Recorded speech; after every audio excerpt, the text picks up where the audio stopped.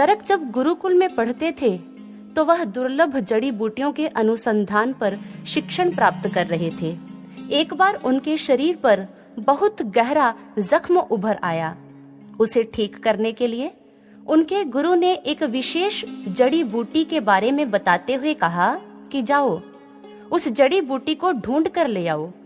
यदि वह ना मिली तो यह जख्म भयंकर रोग का रूप ले सकता है।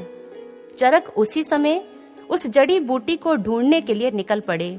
दूर दूर तक वन में खोज की, सैकड़ों जड़ी बूटियों का निरीक्षण परीक्षण कर दिया, लेकिन सफलता हाथ ही ना लगी।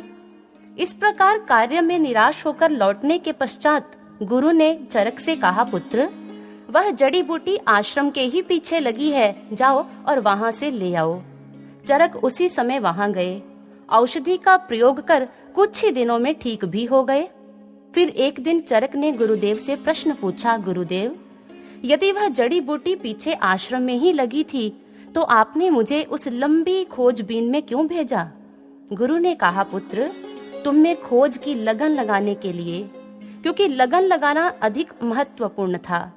उसी कारण तो असंख्य लोगों का भला होगा, और यदि मैं ऐसा ना करता तो तुम्हारा विकास कैसे होता?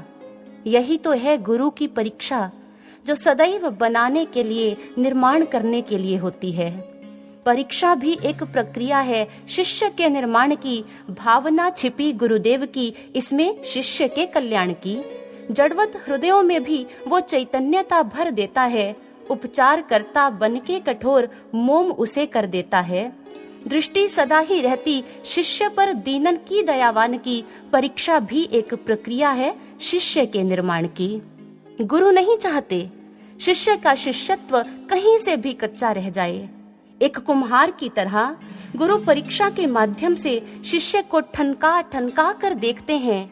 वह नहीं चाहते कि शिष्य में कोई कमी या कोई भी कमजोरी रह जाए। तभी तो कबीर साहिब जी भी कहते हैं, खरी कसौटी तोलता निकस गई सब खोट। अर्थात गुरु परीक्षा एक ऐसी कसौटी है जो शिष्य के सभी दोष दुर्गुणों को दूर कर देती है। परीक्षाएं और विपत्तियों में ही तो निर्माण के बीज समाहित हैं। एक बार एक रिपोर्टर ने नोबेल पुरस्कार से सम्मानित एक वैज्ञानिक से प्रश्न किया, सर, आपने किस विद्यालय से शिक्षा को ग्रहण किया है? वैज्ञानिक ने मुस्कुराते हुए कहा, यूं तो मैंने कई विद्यालयों से शिक्षा को ग्रहण किया है, परंतु विपत्ति के विद्यालय से सबसे अधिक ज्ञान प्राप्त किया है, क्योंकि विपत्ति काल ही निर्माण की सबसे अच्छी व मजबूत नींव रख सकता है।